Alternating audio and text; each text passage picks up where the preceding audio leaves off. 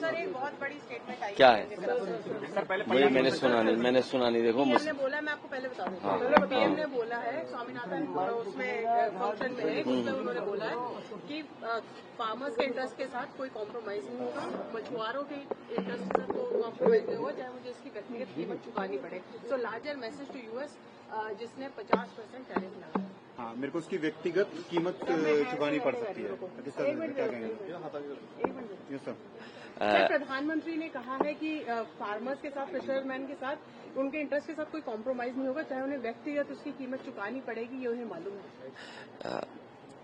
Bharatiya Janata party को ये बात 10 साल पहले सोचना था कि हमें अपने किसानों के हित के लिए, खेतीबाड़ी के लिए, दूध और दूध के बने हुए तमाम पदार्थों को लेकर के हमें हमेशा चिंतित रहना चाहिए और प्राथमिकता पर हमें अपने हर सेक्टर का ध्यान रखना है।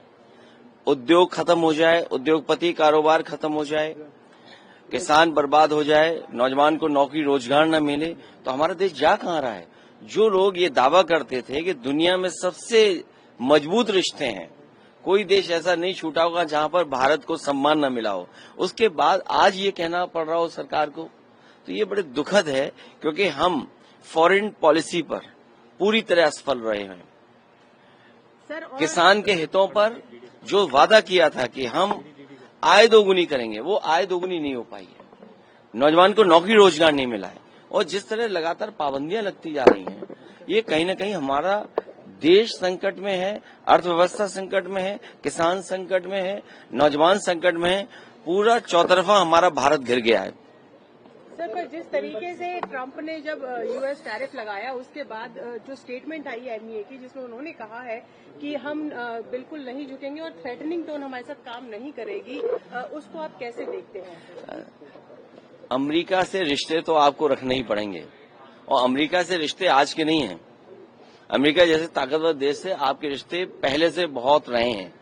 उन रिश्तों को कैसे मजबूत किया जाए और कैसे बेहतर किया जाए, इस दिशा में काम करना चाहिए, और अपने हित, चाहे वो हमारे कारोबारी हों, चाहे हमारे किसान हों, उनके हितों में सोचना चाहिए। और फिर सोचने की बात तो ये है कि आज 11 साल सरकार के हो रहे हैं, आखिरकार ये कहना क्यों पड़ रहा है, क्या वजह, क्यों कहना पड़ रहा है? बहुत सारे ऐसे फैसले हुए होंगे कहीं न कहीं कि आपने कुन कारोबारियों को लाभ पहुंचाने का काम किया होगा सरकार ने, कहीं वो बात तो नहीं है? क्योंकि फॉरेन पॉलिसी देश के लिए बननी चाहिए थी, फॉरेन पॉलिसी में कुछ लोगों के हित नहीं साधने थे, शायद कहीं यही बात तो नहीं है, क्योंकि अभी जानकारी बहुत नहीं है, लेकिन मुझे उम्मीद है कि भारत दुनिया में सबसे मजबूत दिखाई देगा देश। सर, प्रधानमंत्री चाइना भी जा रहे हैं, तो हमारे डोवाल जी मॉस्को में है। अगर वो चीन जा रहे हैं तो हमारे मुख्यमंत्री जी को भी जरूर लेते जाएं, क्योंकि वो नाम बदलने में आसान है, वो नाम चीन का भी हो सकता है, बदल दें। सर, उन्होंने कहा कि जी फॉर गणेश जी हमारे टाइम में, और अगर गलती से समाजवादी पार्टी सरकार आ जाती तो जी फॉर गधा, किस तरह से, क्या कहेंगे? जो जैसा पढ़ाई करता वही बोलेगा, जो जिसने जैसा पढ़ा होगा वही बोलेगा।